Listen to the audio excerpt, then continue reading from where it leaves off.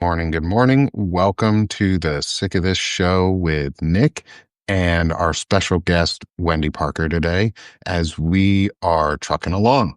Uh, mm, it's going to be a good one. We're talking about the trucking industry today, and the transportation industry, maybe in general, Sure. because they go quite hand in hand with each other. And Wendy has a wealth of experience and knowledge. That I'd love to be able to tap into. And so, welcome, Wendy. Do you mind introducing yourself to everyone as I pull up the live chat on my side, and Sure. we'll jump into it. For sure. I'm Wendy Parker. I'm a writer here on Substack now. I did ride in my husband's truck. I have never been a driver, but I had the unique experience of riding along with a very experienced driver who did multiple versions of trucking. Trucking has a lot of diversity, and I was able to write about it. I wrote for two trucking magazines. The first one was Overdrive Magazine. And if you're familiar with trucking, or as I learned later, if you've been in the pen, you might have read Overdrive because it's one of the few magazines that they allow within the penitentiaries because they don't advertise drugs or alcohol or anything like that. But that's not their claim to fame. It's the oldest trucking magazine um, in print. Unfortunately, I don't think they print anymore. But I did write for the other trucking magazine, which is also an advocacy organization for owner operators. And you might be familiar with OIDA, OOIDA, Owner Operator Independent Drivers Association. Their magazine is still in print.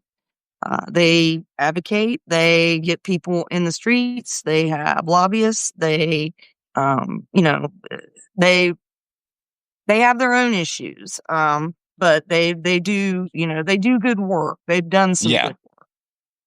Well, So amazing. Thank you for introducing yourself, and good morning, everyone, as you come on in still.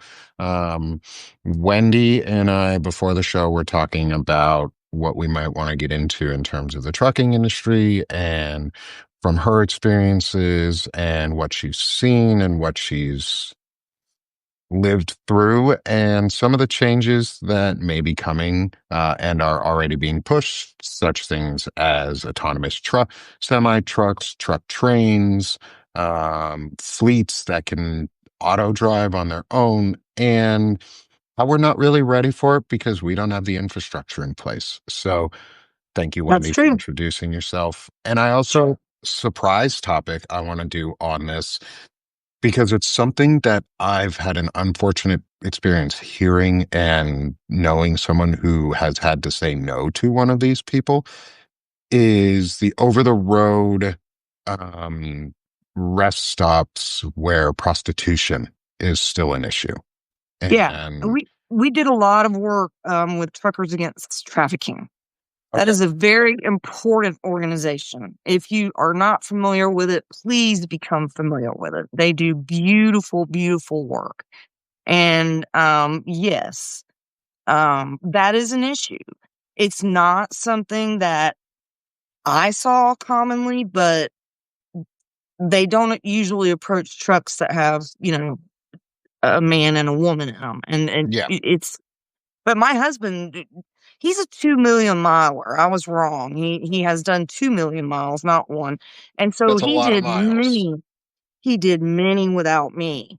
I don't know how many I did. It was probably close to 1 million. It was a lot. And it was a grueling lifestyle. I mean, the people who are out there that are doing it and doing it right are living very difficult, at this point. The thing about trucking is it's been 7 years since I wrote about trucking or was in a truck.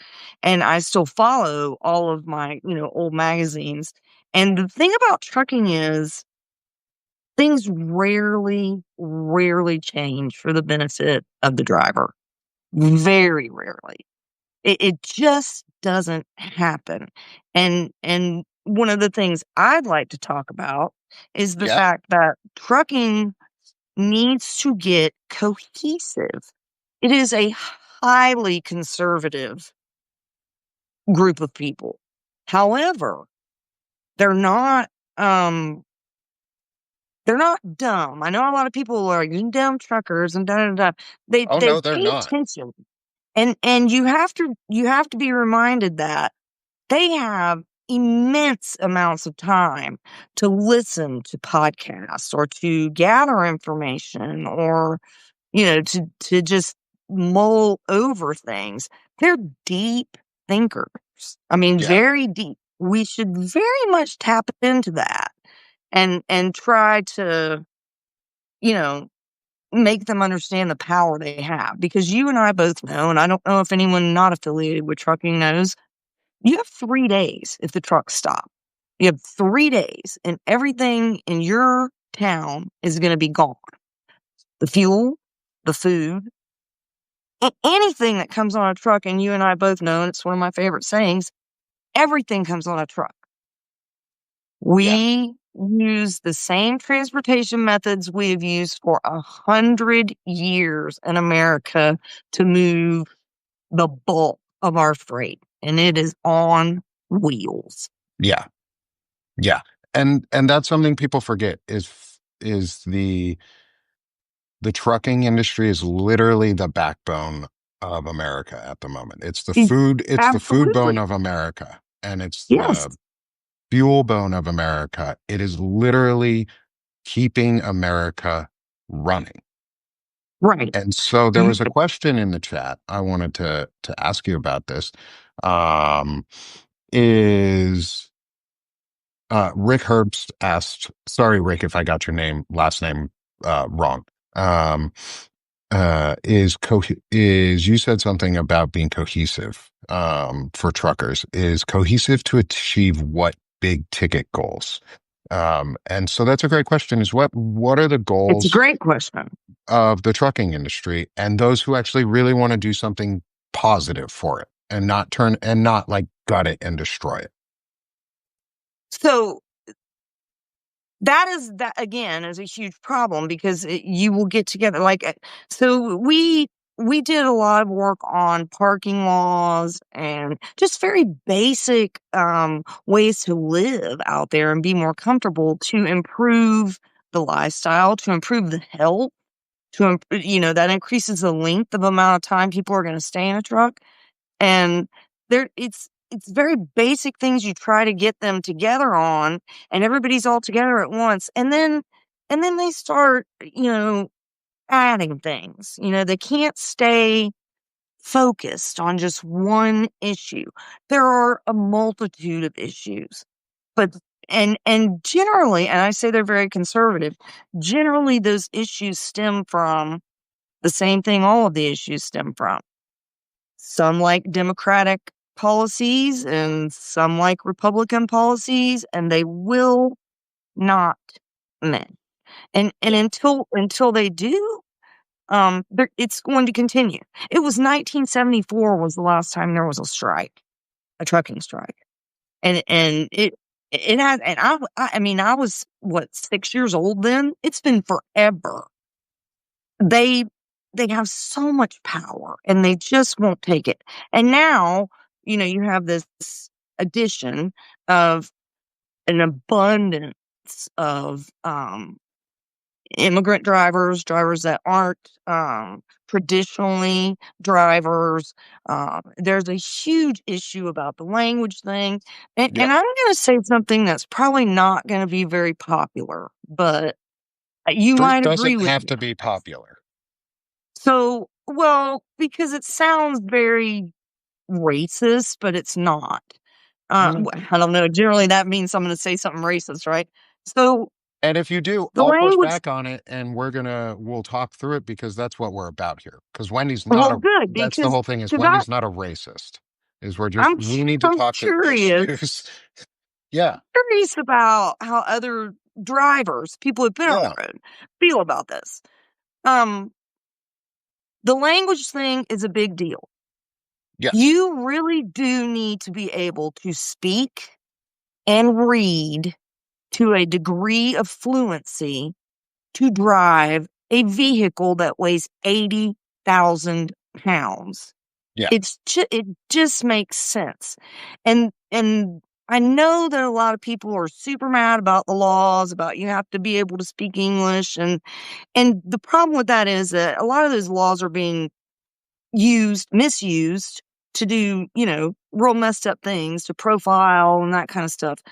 Yeah. The basic proficiency in English should come along with the training. And I'm not talking about flashcards because we've watched them. This is a stop sign, STOP stop. But if you can't converse Yes. with emergency people, if you can't converse with a law officer, if you can't converse with your dispatcher in a Yeah. manner that, you are really understanding what's going on, it's dangerous. And Yeah. and it So bothered me for a long time because a lot of people are so fucking mad about it. And I get that, but I want you to understand why, you know? so first off, I don't think you had to apologize ahead of time for anything because that wasn't racist in any way, at least to me. I think like people are weighing in the chat, and what you said is true. Is it's a proficiency for safety, and Right. I'm not. And the thing is, I think people are mad about it because right wing people frame things in really, really shitty ways at all times. It's not conservative, it's right wing. It's like fundamentalist right wings can do things or frame things in shitty ways. They take good ideas and they make them shitty. Conservatives don't. Like conservative values and conservative ideals, like conserving or preservation is what the root of conserve is. Like to be a conservative, you should be a conservationist. You should want to conserve.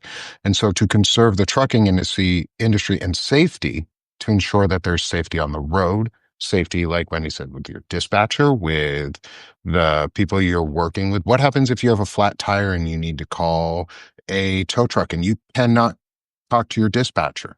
You're stuck. What happens if you hit someone and get into an accident? Trucks are really dangerous. One of the things people forget is that semi trucks run on air brakes and not disc brakes. And air brakes take a second or about a split second to engage. And if a trucker isn't paying attention, doesn't have the right training, doesn't understand the terms that are being used in the training to talk about why you have to start braking 100 yards or 300 yards back so that you're not going to hit someone, or how come you have to be so far apart, or why the hours in the system are the way they are. Or when you get to a stop, how are you going to unload shit if you can't talk to the dispatcher? That's another Like, issue. That's a big issue. I mean, how, you know as well as I do. You don't I think people have this misconception that you get there with your truck, you pull in, they unload you. That's bullshit. yeah, Generally, they send you to a cage somewhere, treat you like an animal for about, however long yeah, they feel, and then allow you to come in to have the truck unloaded. When in fact, you are bringing them what they fucking need. yeah. So, Walmart used to, we quit doing Walmart oh, because Walmart's people would terrible. sit in Walmart cages for 12 hours. And you The are Kroger, literally like in like a fenced in area. Kroger is just as bad too. Like They are all the big food places and things, they're just as bad. Safeway. It's a Oh cake. my Oh, we God. used to pick up from Safeway. We used to, so where my experience comes in from this too is why I can talk about this with experiences. I was There's a a local, trucker behind me, you guys. FY. that's Say a hi, real life babe. trucker right there, 2 million miler right there. Um, Nick worked for OD, babe. He's got a little heat. thanks. Me too. Um, Pull, me pull a too. wiggle wagons. Did you pull wiggle wagons doubles?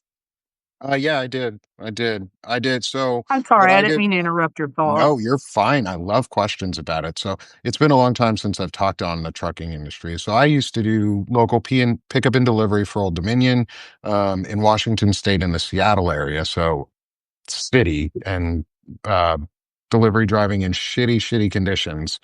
Um, and I would do long haul routes, occasionally I would pull doubles for those, where you have two of the baby trailers behind you and they fucking suck and they just wobble. And we were We right call near them wiggle Oregon. wagons. Well, the worst is Oregon lets triples, Yeah, and yeah, they're even fucking dangerous. scarier. Because you have three trailers behind you. Um, Ohio has triples on the turnpike. You can do that's triples scary on as the shit. turnpike. That's scary as shit. Like, ugh, Who? yeah, Oh yeah, New York will let you do double 53s. that's Double dangerous as fuck. Like, so, Matt, just think about it, guys. We're talking 53 feet for the trailer itself, plus about 10 to 15 feet for um, coupling. coupling, and then plus another 53 feet, plus another five-ish feet for a dolly, which goes between the back of your first trailer and between your second trailer where you hook up onto. And so that's two pivot points right on top of each other, and you're doing 53 feet, which comes out to 106 fucking feet of trailer, plus the 15 feet, plus the 5 feet, plus another 20 feet or more for your truck itself. So you're almost at 150 feet for a fucking vehicle. It's crazy. And It's if you get hit with crazy. a gust of wind that is just a little too strong, you're going to flip. You could Oh flip, yeah. and they do it all the time. It's unsafe, but we have to do it because there's not a lot of truckers out there, and it's getting worse. By their own fault, by the companies who are doing this is that Yeah, because who wants to pay two truckers? You don't get paid anymore to do doubles. no, You get paid the same. yeah, So it's like having two truckers for the price of one. yeah, and we haven't even gotten into the next step of all of this is what the replacement is for truckers is truck trains. Like these 53 doubles are really like the first progress step, or triples are really old first progress steps for truck trains.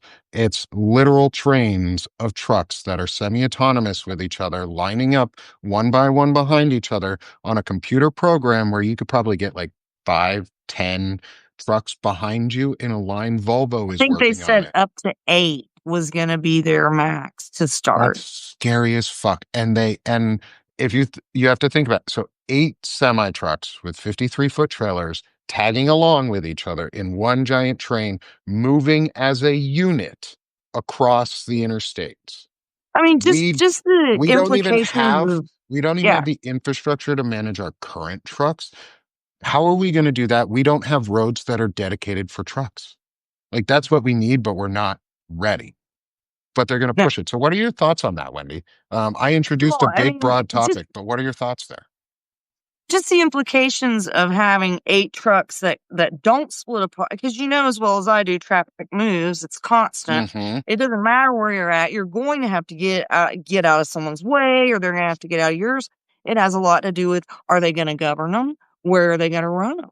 I mean, this stuff, these things they are not considering, not to mention the fact that the technology is poor at Yeah, best for this. yeah.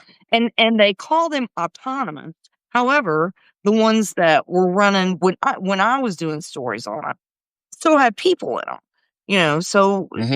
it's not autonomous. It's driver assisted is the Yeah. thing.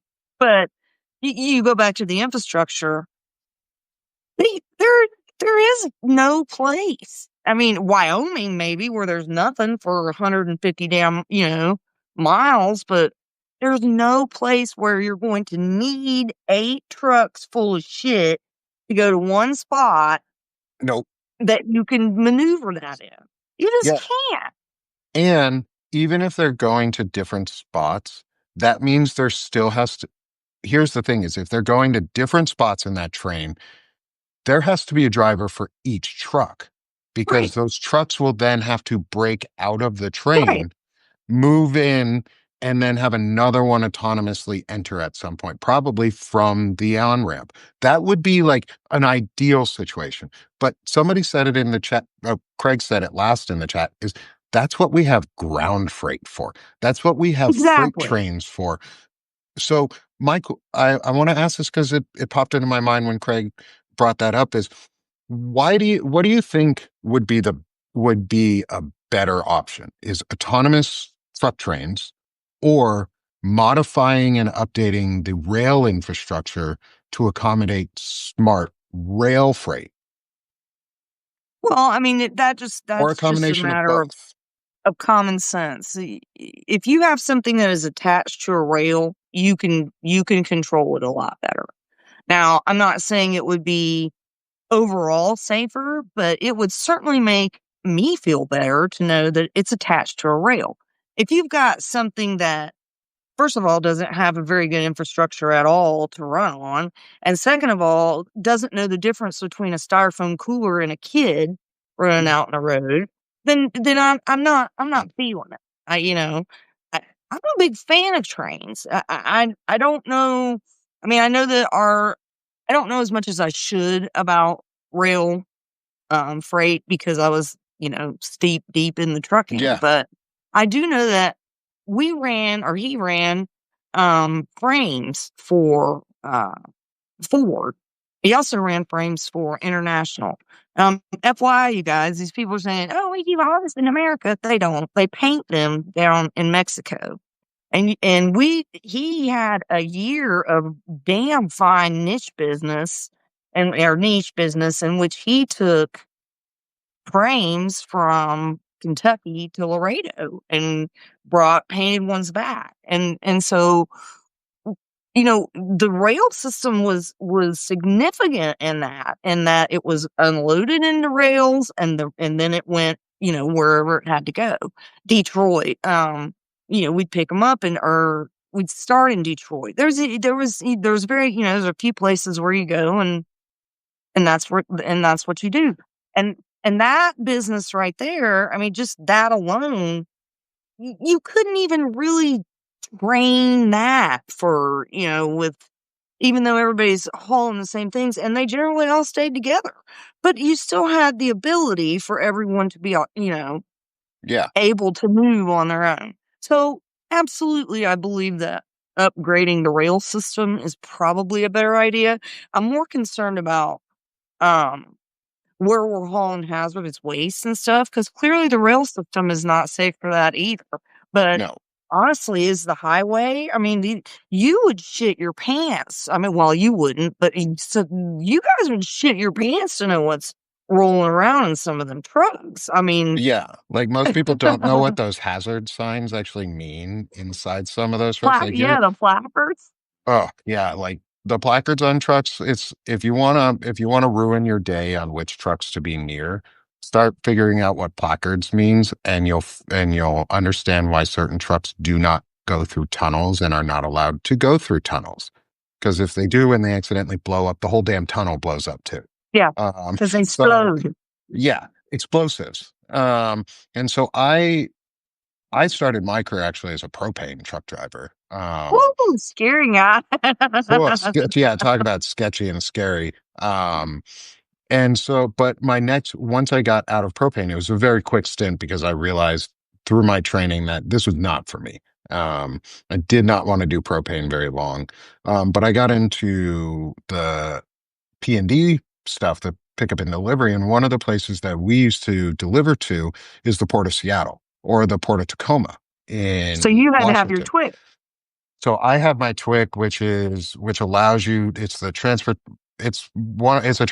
card that allows you to get access to ports, and to be able to deliver freight to ports. And you have to have all sorts of training and certifications. You have to have your hazardous Background checks, certification, big background background check. checks. Like it took a while for my background check to come back because I have a big old spot in my background check that's just like black lines because of my military career. Um, Oh, because of what I did in the army not gonna release what I did. So sure. background checks always take long for me. It took me 2 months to get an Old Dominion because I'd just gotten out of the army and I still had a security clearance and they couldn't do a background check and it took them 2 months to figure out how to do it and get enough information. Um, so that I could get in. That's why I That's so worked as a propane crazy. driver. Yeah, it's nuts. But like the thing that I want to loop it back to one of the earlier points you made about like the language barriers is the ports. are some of the largest places where you find the heaviest immigrant driving populations. In Seattle, it was a lot of people from India, Mhm. um, or Asia in general, because Seattle's one of the main ports that comes from, or is one of the main Asian Pacific ports that we do. Like, it's one of the largest ports in the world, and at least in the country, and a lot of freight goes through there, and most of those folks don't always understand English, or a lot of those folks don't always understand English. Somebody made a good point is two languages, like we should be, instead of pushing for just English as a you need to know English because of a safety thing, and that's the framing. There's a difference between the way I just said that than like right wing, like far right people do. Is I don't want to push people out of the exactly. Right.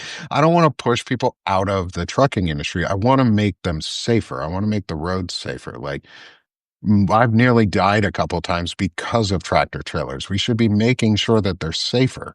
Um, and so the language barrier is a big thing, but like at the ports, this is really where the trucking and train industry merge because you unload half your freight onto either trains or Yeah. cranes.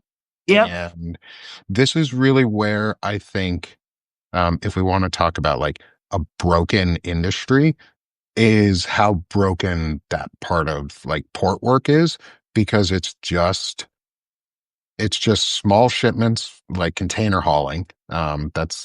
That's all you pretty much do if you're not a pickup and delivery guy going to ports is you haul containers from one part of the port to the next. Yep. You get paid like dirt and you don't speak English Right. most of the time. Is this one of the areas where we could influence more positive change in that we work to say ensure that there's a bilingual setup, but primarily focused towards English as a path to learning? Like you said, in the CDL training itself, do you think more, could you talk more on that, on how you think that could be integrated It into, say, a training program? it absolutely could be if we would regulate our training programs, but you know as well as I do, we've got 3-day CDLs out there. And they're being sold with a lady with big boobs. It's not, they don't care. They teach you how to pass a test. It also comes down to whether or not the company wants to invest the extra time that it's going to take because clearly they can do it now and they're Yeah, getting away with it.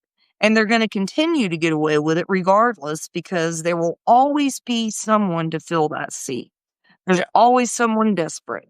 Always. And they create that on their own as an industry by this churn and their inability to get comprehensive, nationally recognized training. It's yeah, different everywhere you go. yeah, You don't get a national training curriculum. There are some yeah. very specific things that need to be addressed about a lot of language and I'm not saying that I mean if you're going across the border and you're an American, you should probably have a working, Knowledge of Spanish. right. I'm just saying if you don't, you can get a lot Yeah, more it only trouble down there than you can up here. Yeah, it only makes sense, right? If you're working with people who Right. speak that language, you also want to speak that language But because I then you don't can I interact with them. right, but I don't know that you'll get that investment as long as we don't have a national standard, and I don't think we're gonna get a national standard on that. You do see that they're busting companies. They busted a couple of trucking CDL companies that are they're giving CDLs to people they shouldn't, Yeah, and but it's few and far between. The money generated is far too much. It doesn't offset the money that they have to pay in fines. Or did I make sense yeah, there? Did I say yeah, that backwards? Anyway, it, yeah. it So it's they just like make the they make enough to pay the fines that the fines are just the cost of doing business. It's like right, Fox and News after they lied the defamation suit about Dominion voting machines. It's just a cost of business for them. sure, this is what we do. Um, I would love to see that. I don't know that Yeah, I'll see it in my lifetime. I know that there are people working for it, but again. Truckers are very independently minded people for the most part. They don't want the government telling them what to do. Yeah. And unfortunately, trucking is more mandated than nursing homes. I mean, it really is. So it's a it's an education issue. It is Yeah. 100% an education issue. It can't you can't really take it to anything else. You can vote it, you can talk about it, but until you educate it and make it part of the curriculum that is required for them to obtain that license, which those licenses, you know as well as I do, are golden. Yeah. You can do more than drive a truck with a CDL. Yep. It's a I very lost mine. profitable thing to know how to do. Well, I didn't lose mine. I let mine lapse because they're expensive as shit to maintain too. Like They are. at least here in Arkansas, it was like 200 something bucks just to renew the license. And That's about par. that's a And you have to pay for your physical. yep, and it's restrictive. That's a restrictive thing that discourages people from staying in. But I want to talk about the churn and burn a little bit because that's a fun Sure. piece of the puzzle in all of this is the trucking industry, like you said, is a churn and burn industry in a lot of ways, is they don't look for longevity and they don't Right. encourage longevity. Can you talk about some of the companies? I'll name at least one that I know is pretty ruthless for it is Swift. Well, Swift is the best known because they have the most trucks on the road.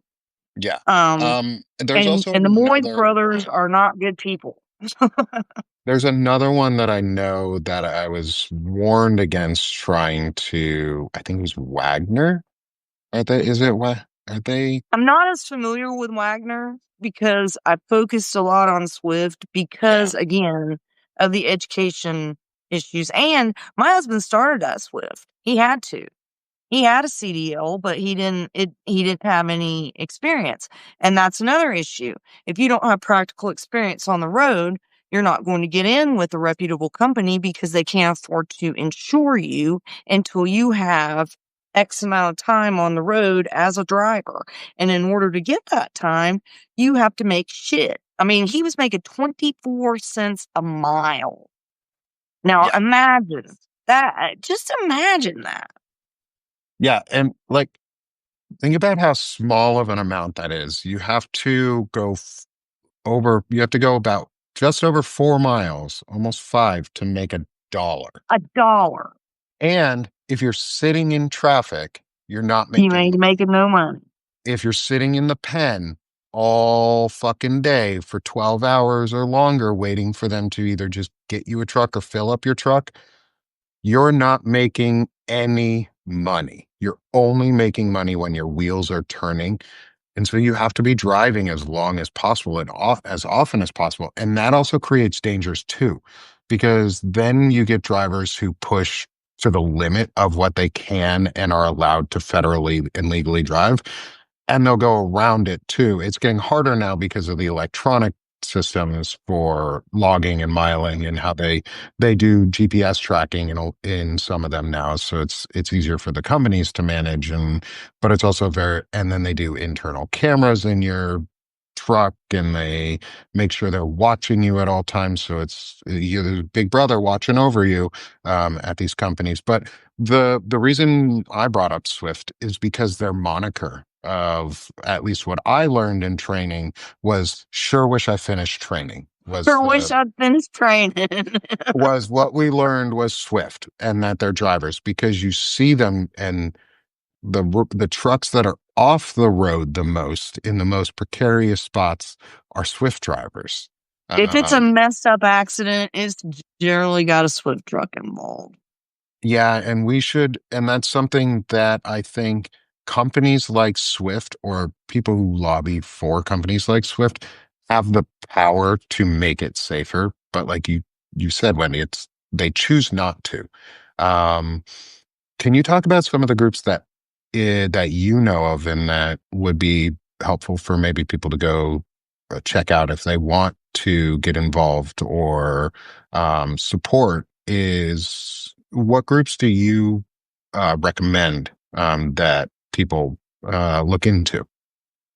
Oida and I had a rough part because they're a very conservative organization. They're run by a board, and I wasn't.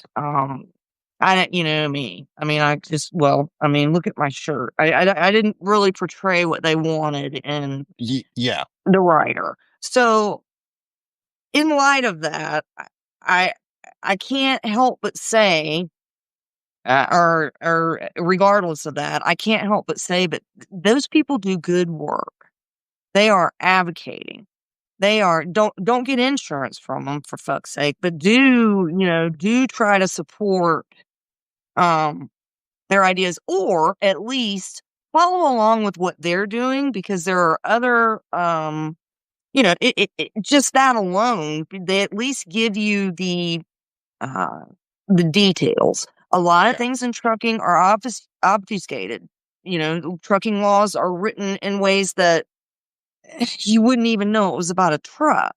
And they're very good at letting you know, hey, this is coming up. And they do this on purpose because they want to do this. And Yeah. so I'm gonna have to advocate for them because they do give that kind of information. They have one particular writer, his name is Tyson Fisher. If you can follow Tyson, you'll probably follow the pulse of the trucking industry. In Overdrive magazine, Todd Dills is the one. They're very, very good at um, just really giving good information. As far as other groups, there are many. But again, they've split off into these kind of like the Mormons. They got Hmm. together and they had this idea. And then they just split off into all these weird little sects they just have these odd ideas and they don't focus on, one thing. Um, I know putting veterans in trucks is a big deal, Yeah. and I would prefer it to not be a disservice to them. And that was kind of a big deal with OIDA, and I believe in that 100%. Yeah. I That's I was something one that of those veterans that was put in a truck. My training I got through the Army. As part of my exit training, I actually yeah, opted to do the CDL. I was hoping to do a HVAC apprenticeship, but they were full. And CDL was available and it was a good option. And it wasn't marketed as this is a disgraceful choice. And I think that's exactly what you're talking about is it was marketed really well to us as, hey, this is a really good option. You could make really good yeah. money depending on what companies you go to. It was Werner that I was thinking of, Oh is yeah, the Werner, other they're not big great. one. And CR England is another one Oh that Lord, preys CRE. on their preys on their drivers. And when I say prey, I mean they prey on their drivers by making them owner operators and then Yes, giving them really bad licensing or deals and contracts where when you're just about to own your truck, they either siphon your hours down to almost zero or they make it so that you're so far in debt that you can't actually ever own your truck. that's a Um, very good point. Swift is very bad about this too. They will get a driver out, and this is their idea of investing in their yeah. driver. So they'll get a driver out there, they'll get them going, they'll get them through their first 6 months, and they'll say, hey, you know what? If they stick with it, hey, you could own your own truck. It would be great. We're going to lease it to you. And, Mhm. and here's your lease to own truck. So the payment on this lease to own truck is generally so exorbitant that you must stay on the road 24/7. And you can still only be dispatched by Swift, even though you own your truck. So if Yeah. you decided to take, well, you can't. And then at the end of these leases, when you do finally get there, and I've known of maybe, God, I can say maybe two people in all the time that I've been involved in trucking that made it through a lease. There's a balloon payment at the end, and the balloon payment is generally more than what they can afford, or they've saved, or they haven't prepared for it. I mean, I'm sure they know about it from the beginning, but you're not thinking about that when you're out there. I got to make $3,000 this week, or they're going to take my truck. And, you know, It's just it's a mind fuck, and it's terrible. And then if you don't complete your lease, they take your truck away from you, and they've got another driver in that seat doing the same damn thing 2 days later. They clean that bitch out, put it through the wash, and it's gone again. So they don't want you to succeed in these endeavors. But they make it seem like this is your next step. Here's your next step, son. You're a really good driver. And we're Yep. gonna lease you a truck because we love you. No, no, no. That's not the case. It's a horrible. Yeah, yeah, it is. And it was actually one of the things that I am most thankful that my trainers at the CDL course I was at talked about. They talked about these things specifically, not because they were required to, but I think because they had Army folks and veterans there and they were trying to set as high of a standard as they could, was they actively discouraged you from applying to companies like CRE or Swift or Werner unless you had to, unless it was Right. a last resort. And unless you were like single, but you don't do it as an owner operator. It was always, if you do it, you have to find a way not to be an owner operator because they're gonna kill you on that payment, and It's you a may as well racket. just buy your own truck instead. Like, Not to mention that you're paying for all your own fuel and all of your own repairs on their and truck. food. Yep. Yeah, and food. If you're lucky enough to have enough left over for that, you know as well as I do, the truck gets paid first. The driver doesn't get paid. When you're an owner No, operator, you don't pay yourself. You pay the truck. you have to. The You truck is have to an pay the truck entity. first. Yeah. Yes. You'll see a lot of these people who are owner operators and their trucks are little RVs basically in Yeah. a cabin because they have to. That's literally their home Yeah. 90% of the year. Like truck Sure. drivers, if they're lucky, can take a couple months off. Like if you're really lucky and you're an owner operator on your own and you own your vehicle and you know how to manage your money really well and you do like you know how to get the right routes and you know the right people, yeah, you might be able to take a vacation. But that's not the majority of truck drivers. Like they're working their asses off. Do you think it might be beneficial to have a true federal union for truckers that could organize in a much more progressive way that isn't based on, Then Teamsters? yeah, no, getting the Teamsters out of it because the Teamsters are kind of like, they're kind of iffy at times. I think the thing is, I think our old unions have become part of the problem. They've become Absolutely. part of the institutional problem. And it's time we make new unions where, because I don't think truckers are truly being represented. The Teamsters are a union for too many trucking groups. That's true. Do you think it would be beneficial if we more micro organized in trucking to balloon outward? Absolutely. And to that note, trucking has many, many, many niche varieties. Depending on what your niche is, you might be able to be a member of another union. Stage handlers, these kind of people that, there are many, many unions. So the idea of having a blanket union for trucking is a nice idea, but I doubt that will ever come to fruition. I don't think there's any entity powerful enough to pull that off. Does that make Yeah. sense? No, I totally agree. Do you think the right to work states are part of like in terms of those policies where you don't have collective bargaining power? Do you think those are inhibiting the formation or the expansion of quality unions? Well, that's their job. I mean, that's what they want.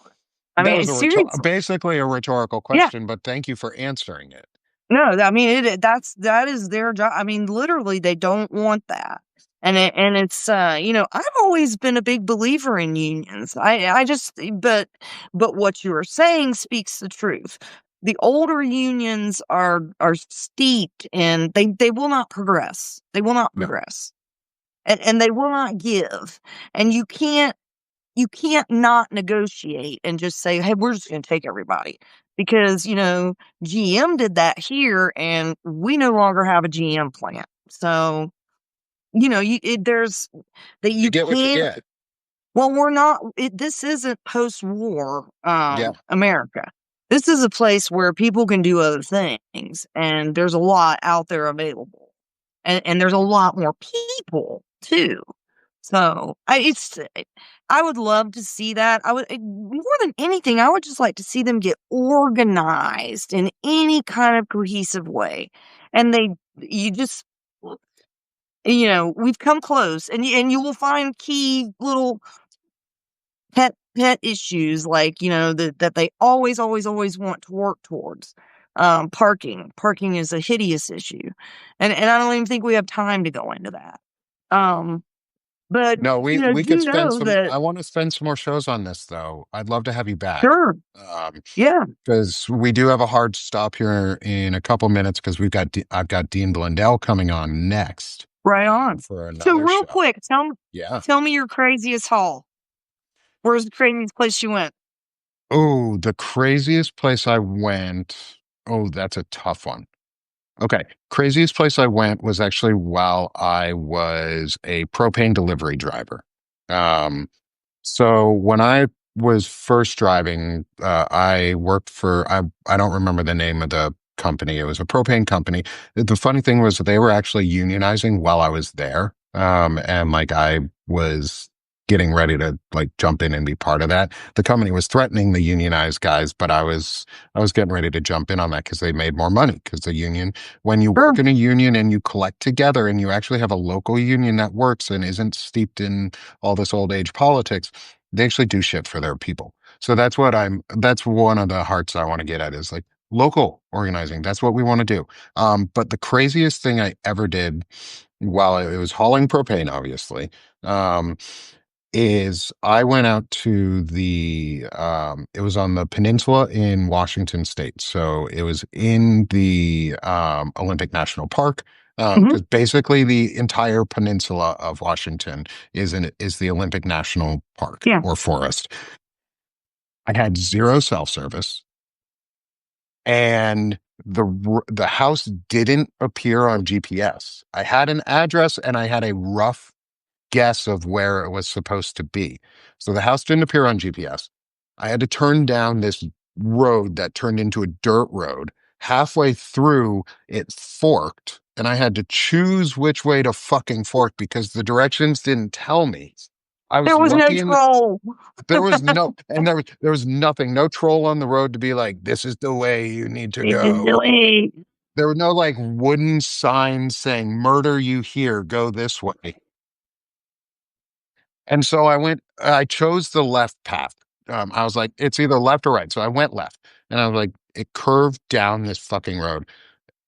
There was the house. There was the driveway to the house. I'm sorry. I'm sorry. There was the driveway to the house after going like 2.5 miles down this road, zero cell service. Like it was before the time when satellites could pick up your cell, like Sure. Elon does now. So you don't even get the E911 shit. Like I couldn't call anything or anybody.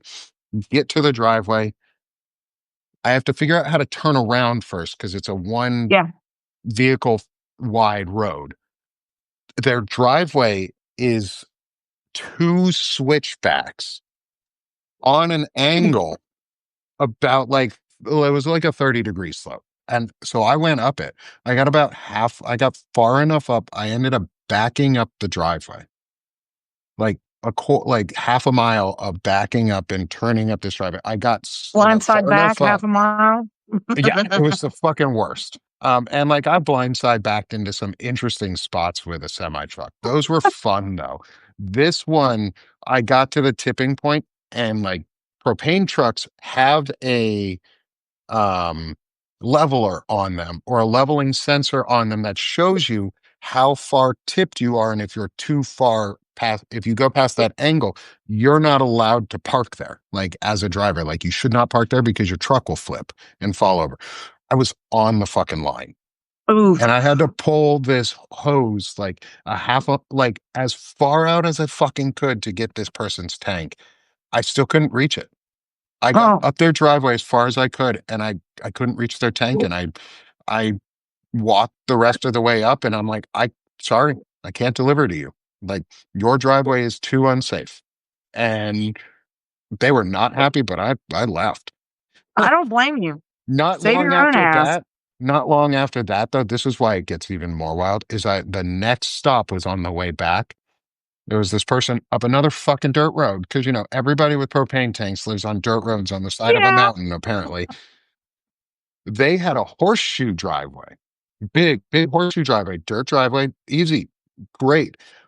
What I didn't know was the entrance to that I was going to back into because I didn't realize it was a horseshoe driveway, but the entrance I was backing into, the side of it had a divot where they had just pulled out a tree trunk and my axle went into it and I got stuck and I sat there. I was done my day at 13 and a half hours. And because I had to sit there until a tow truck came and lifted my propane truck out of the hole. That's It was insane. it was so stupid.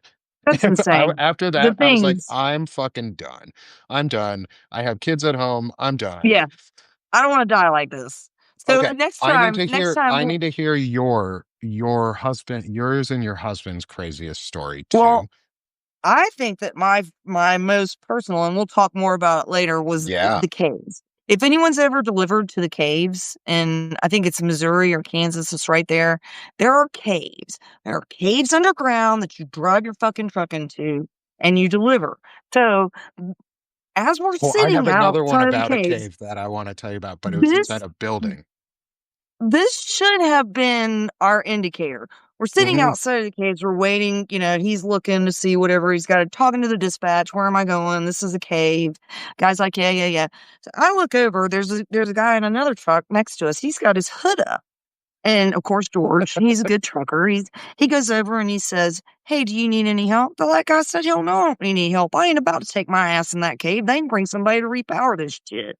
And repower means they're gonna you have somebody else hook up to it. And he's like, "I ain't about to do that. That's I'm getting crazy. this That's a shit. cave." I'm out. I'm dropping this trailer. I'm out. We Yep. should have known.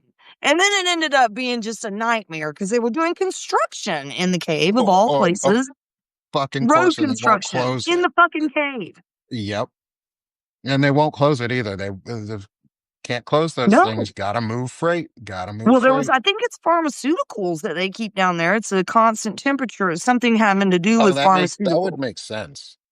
Yeah. And I've cheese. done I know cheese goes pharmaceutical. down there.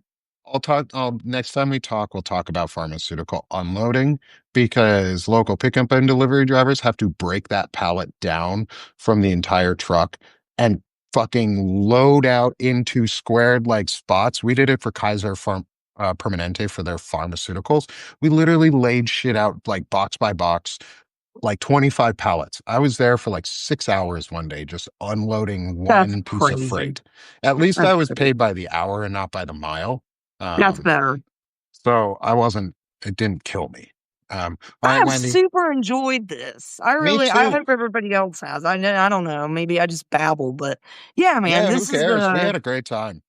it's I been a love you, minute. audience. I do care. I do care. But I would love to have this, keep this conversation going. Another day, you and I will keep in touch. Yeah. This was so much fun, and it's been a while since I've been able to talk about trucking, and I loved it. So thank you, Yeah, Wendy. part of me misses it, the other part of me hates it, and that's just how it is with trucking. It's a love-hate. Yep. Yeah. So, Agreed. hey, you have So a good day, and I appreciate the thanks. time that you gave me today. Yeah, absolutely. I loved having you And on. This thanks was for so much everybody that fun. followed along. We love you guys. Yeah, love you guys. Stick with me in 5 minutes. Dean Blundell, Frederick Pogue, and myself are coming on live for Rise with Our Allies. So, as I always say, everybody, let's stop being sick of this shit and let's start doing this shit. Thanks, y'all. Hell yeah. Appreciate it. Bye-bye. Thanks, Wendy.